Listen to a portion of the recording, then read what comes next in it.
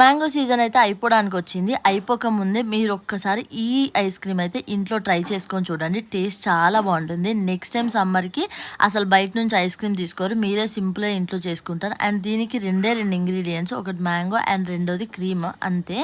First అయితే mango cut చేసేసుకొని చిన్న చిన్న పీసెస్ అయితే కట్ చేసేసుకోవాలి. తర్వాత వాటిని అయితే జార్లో వేసేసుకొని మీకు కావాలనుకుంటే ఇక్కడ sugar and milk made add చేసుకోవచ్చు. నేను తీసుకున్న మ్యాంగో తీయగా ఉందని చెప్పి నేను యాడ్ చేయలే.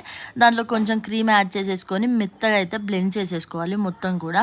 అందులోనే కొంచెం చిన్న చిన్న కట్ చేసిన మ్యాంగో పల్ప్ కూడా వేసుకుంటే ఇంకా బాగుంటుంది తినేటప్పుడు.